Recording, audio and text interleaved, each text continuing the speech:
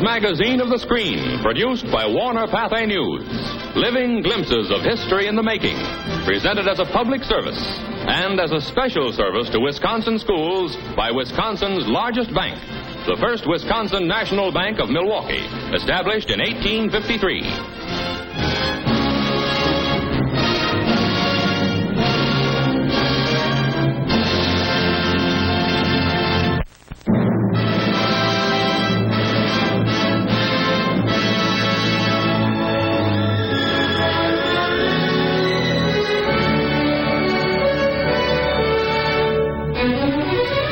From Washington in his personal plane, President Truman makes a sweeping survey tour over the Mississippi and Missouri flood areas to get a first-hand view of the damage done in the latest floods to hit the Midwest. Scenes like this have caused the president to renew his demands for drastic flood controls of America's untamed river valleys. The violently swirling waters have forced the evacuation of over 125,000 people in 9 states. Army engineers plot the progress of the flood's crest. Ghost towns expectantly await the worst. Many people are flown out to Red Cross centers. Using dirt-filled trucks and heavy road equipment, Army troops and civilian volunteers make a desperate effort to reinforce dikes and levees. The rampaging waters are reported reaching crests 4 and 5 feet above the highest defenses, and for a while it seems that many communities will be engulfed. But cities like Council Bluffs and Omaha and many others, although suffering damage, hold off the river. The nation rushes aid as losses run to millions in a crucial season for America's farmers.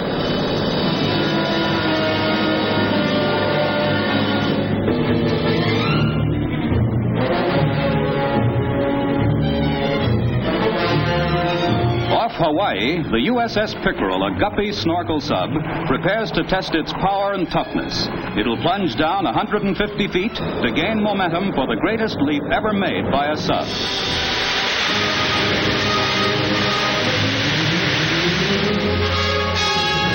The 70 crewmen said they weren't hurt during the leap. They just held on tight.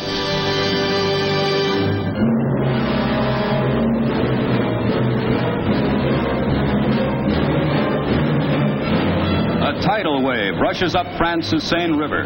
Caused by heavy spring tides, it occurs annually. The French call it the Mascarade. Though racing at 30 miles an hour, the Mascarade does no damage, but always punctual, it's a sure sign that spring has come to France.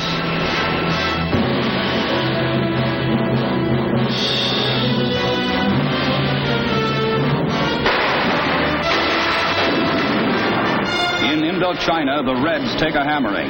General Delenars, French theater commander, sees his flyers blast the enemy with napalm bombs. With French and loyal Vietnam forces disorganized after the death of the dynamic General Delattre, the Reds made substantial penetrations into Allied territory. But now counterattacks have pushed the enemy back and have taken nearly 5,000 new communist prisoners in this 6-year-old, $3 million a day war. As in all war, the most pathetic victims are the civilians, like this old man who greets us politely, then passes on.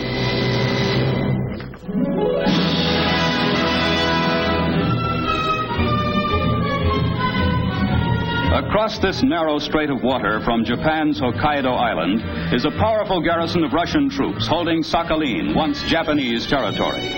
General Harold's combat-hardened U.S. 1st Division is stationed here on Hokkaido. These films have only been released by the Army, and they show how American soldiers in Japan, under the recently ratified peace treaty, guard a little-known world danger spot. Patrols constantly crisscross Hokkaido, for the Russians are within gunshot. But it's not all hard work. Some of the men of the division, though excellent ski troops, show a few ski pranks not in the manual of arms.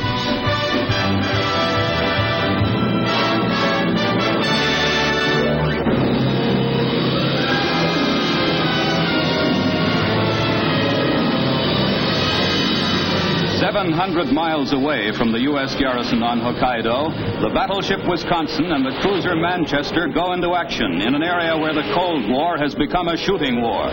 They're on their way through heavy seas to blast communist supply lines in Korea, to keep the enemy from building up strength during peace talks.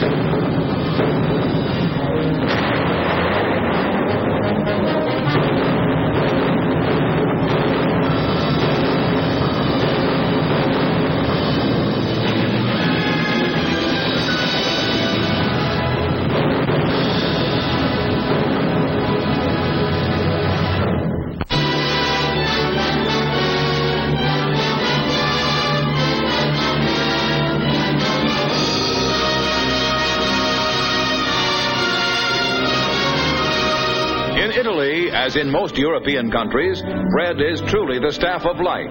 Where meat is scarce and expensive, bread becomes the most vital of foods. So important, in fact, is bread in Italy's life that a bread museum has been built in Rome, housing one of the world's oddest collections, breads of every kind from every country in the world. Man has been baking bread since the Stone Age, and since then it has assumed thousands of different forms. These loaves look like flowers with broad petals, and here is an assortment of Spanish bread. This Chilean bread is baked by methods used before Columbus. The variety of designs is almost limitless. These Argentine loaves are braided like hair, and here are some examples of the Italian baker's imagination. Often cookies are baked in unusual forms for feast days. Sardinia uses sea designs, producing delicate shell-like breads. But whatever the shape, the proof's in the eating.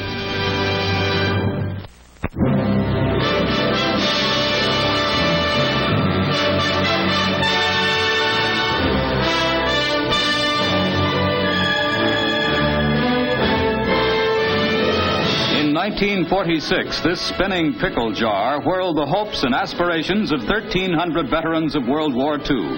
The place is Klamath Falls, Oregon, where former servicemen and their families tensely wait as a drawing is held for the first public land grant since the war ended.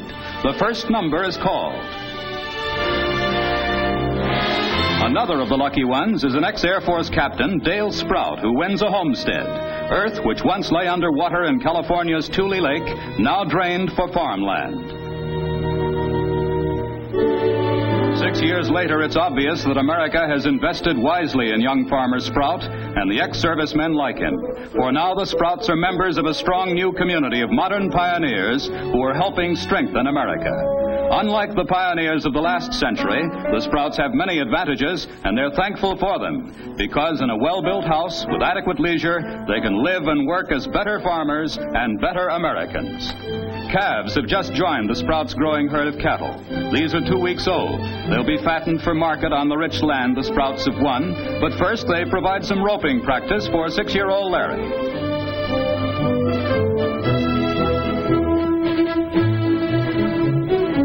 Chores like the family washing, which gets to be considerable on a farm, are still present. But the key to the new pioneer's success with the land is the tractor and the equipment it pulls. With it, Sprout can work much of his rich, fertile land almost alone.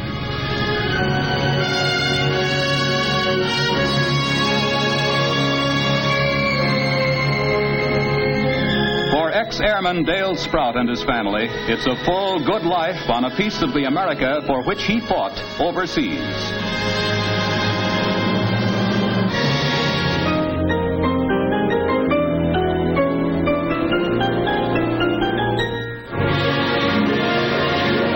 On Park Avenue, New York City provides a contrast to the Sprouts' down-to-earth farm life. 24 stories of glass and stainless steel. The problem of washing this new skyscraper's 1,400 windows was solved by this remarkable invention. Suspended from a mobile power plant running on railroad tracks around the building's top, an electric elevator travels up and down the sides. Steel cables raise and lower the elevator, which moves on its own tracks on the wall. The building is completely air-conditioned by these gigantic cooling units. All windows are permanently sealed, thus saving on original building costs and on later heating and cleaning costs. The blue heat-refracting windows can be cleaned from the gondola, on which we're now riding, in 6 days by only 2 washers. The building is the headquarters of a soap manufacturer who has a natural interest in keeping things clean.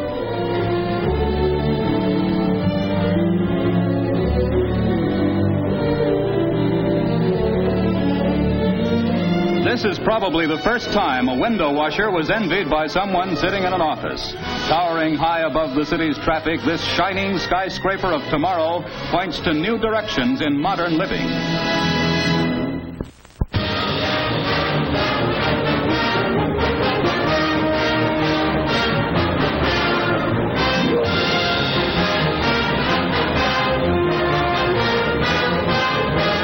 In the Cold War against the Communists, the United States commissions the Coast Guard cutter Courier as its first seagoing radio transmitter. Designed to send Voice of America broadcasts deep behind the Iron Curtain, The Courier can move about freely to avoid red interference of its programs.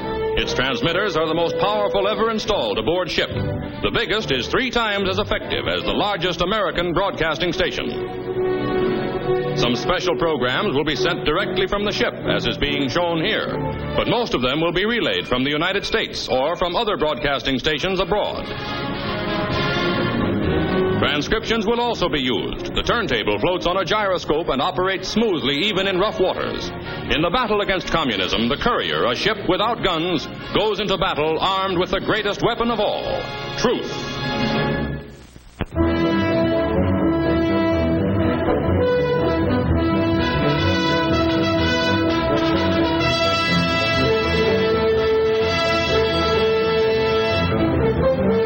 In Texas, staff officers plot an attack that will encircle aggressor forces. Tanks go into action in Operation Longhorn, the biggest war games ever held in the United States. 115,000 men are taking part, including troops of a specially trained, rapidly striking force impersonating an enemy. Now, in one of the largest paratroop operations ever staged, the entire 82nd Airborne Division will hit the silk to join the vast mock battles raging below. One after another, the men step out into space in beautiful precision.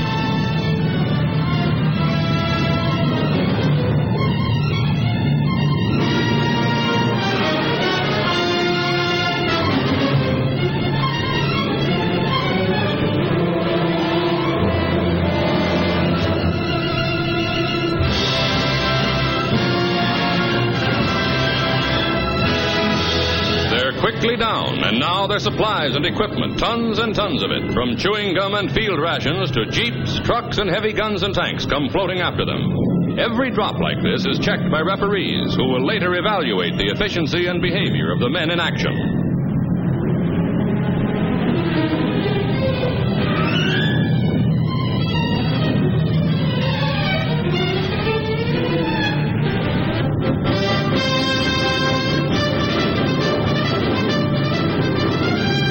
Accidents happen.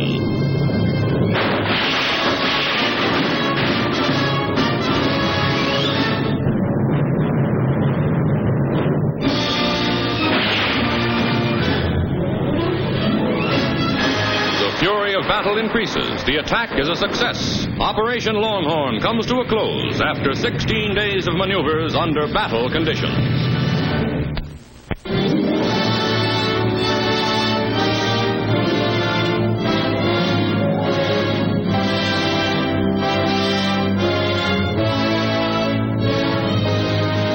For 900 years, the village of Tignes, high in the French Alps, had lived in peace. Its people were small farmers and cattle holders and innkeepers. Then, 11 years ago, the government decided to harness the mountain streams with a power dam to bring long-needed electricity to the entire area. Slowly, the dam was planned and built. The people of Tignes, in their ancient village, ignored it. One day the news came that the valley would be flooded. Tignes must be evacuated. The news is astonishing. The people talk and talk. Yes, there must be a dam, but let them build it in some other valley. Why, our families have lived in these same houses for hundreds of years. How can we move now?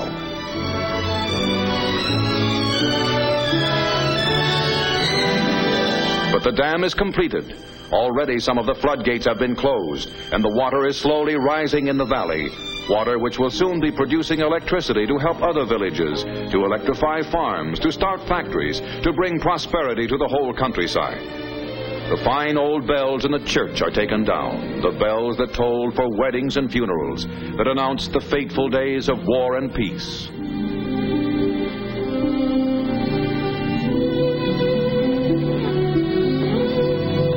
This sacred picture smiled down at villagers at worship. The archives are removed from the town hall, and its aged stones are pulled apart to be used somewhere else. The ancient cemetery with its silent dead is evacuated. The living, too, as the water already pushes its muddy fingers into Tignes, begin to move. They'll be reimbursed by the government for their losses, and somewhere another Tignes will grow. The remaining floodgates are closed. The water begins to mount rapidly in the valley, drowning the silent town. Now only the roving, relentless, precise eye of the camera will preserve what mind and memory will soon recall only dimly in the new team. But life will begin again for the people of the vanished village.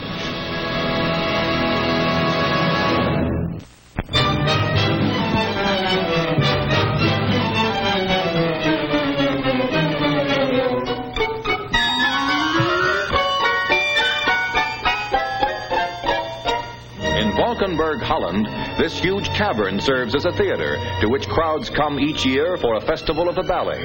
For 70 years, the cave has been used as a natural stage with wings, proscenium, and audience space of solid rock. Now, their shadows preceding them, some young dancers appear.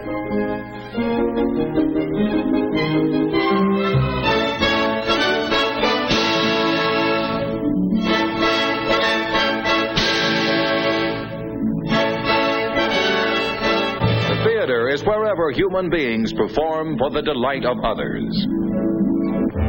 In Japan, in the village of Yokono, is an ancient yet highly modern theater. The sides drop down as the theater, built 133 years ago, is open for a performance, and a revolving stage, the first ever built anywhere, is revealed.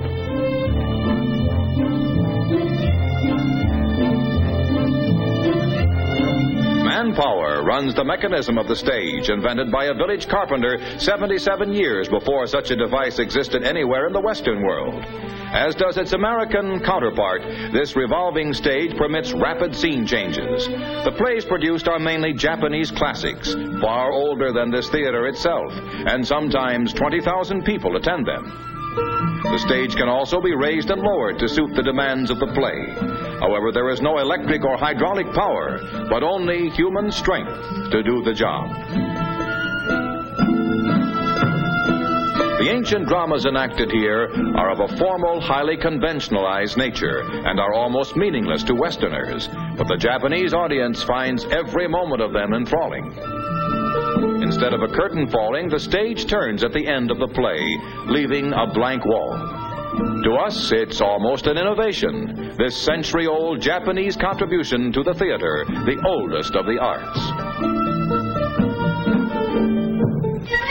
Spain shows us another kind of theater, a Madrid puppet show.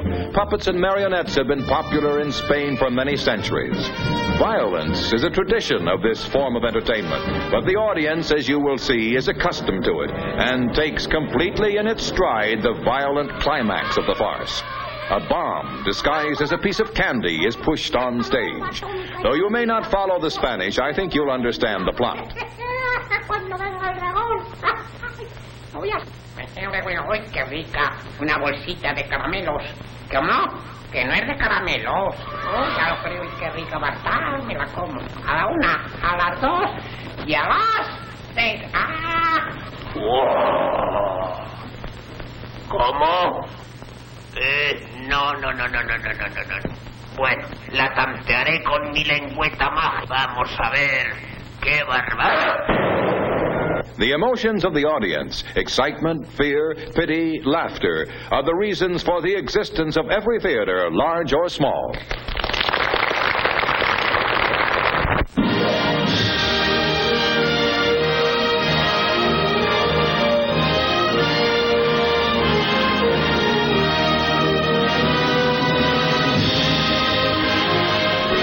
The White House, home of American presidents, symbolizes the nation's development and growth, for like the nation, it has undergone many changes. When John Adams, first presidential occupant, moved in 1800, the building had not yet been completed. British troops burned down the White House while President Madison was living there in 1814 during the War of 1812. By 1817, it had been rebuilt to receive President James Monroe, and for the first time it was painted white. The White House had grown considerably by 1845 when President Polk moved in. The distinctive north and south porticos had been added. Washington was growing up around the White House when James Garfield came in 1881, and the executive mansion was the center of a busy city. Now let's put away our book and look at the modern White House. 4 years ago, a survey revealed that the building was in such disrepair as to be dangerous for occupants. Congress appropriated nearly $7 million for an extensive reconstruction program. No fundamental changes were to be made, and each piece of woodwork or stone was numbered, so that when it was returned to the reinforced, rebuilt interior, it would be sure to go back to the place from which it was taken. This cornerstone marks another rebuilding under Theodore Roosevelt in 1902. The building was first begun in 1792. Originally, this presidential seal was on the entrance floor. Here is the rebuilt White House today. As every American citizen may, let's go in and look around. John Mays, 80 years old, who has been on the White House staff 43 years, ushers us into the main hall. This great corridor looks much as it did when the White House was the only government building in the little federal city of Washington. The presidential seal on which so many famous feet walked is now moved to a place above the entrance to the Blue Room. The elaborate interior of this famous room, in which foreign diplomats present their credentials, was removed so the walls could be strengthened, then put back in place again. Illumination is provided by crystal chandeliers. The Blue Room is also used by the president to receive guests to state dinners. The Great East Room, another of the rooms open to the public, was intended originally as a ballroom, though rarely used for that purpose in modern times. The concert grand piano is of mahogany, decorated with bas-reliefs in gold, which depict a number of typical scenes of American life. Stuart's portrait of George Washington hangs in the East Room. Its history is romantic. Dolly Madison saved the picture from the burning White House in 1814. Near it hangs Martha Washington's portrait. The Green Room, with walls and curtains of green silk damask, is used by the president for smaller, informal receptions. The mantelpiece was imported from England in 1815. In the center of the great Aubusson rug has been woven the presidential seal. The Red Room, with red silk damask walls and curtains, is used by the First Lady for receiving guests by appointment and contains this Woodrow Wilson portrait. The State Dining Room is for all large dinners and luncheons. From ceiling to floor, the walls are carved and paneled. The 16th President, Abraham Lincoln, looks down pensively over the big table of dark, gleaming mahogany. This stairway from ground floor to the second is part of the new construction and leads us to the president's study. The White House, remember, is the president's office as well as his residence. The top floor solarium of blue-green glass is an innovation installed during the latest rebuilding of the White House. We are downstairs again in the hall leading out into the gardens. The White House was originally called the President's Palace, but its official name is now simply the White House. That simplicity, despite the building's magnificence, is in key, for the White House is no one man's property. It belongs to the American people.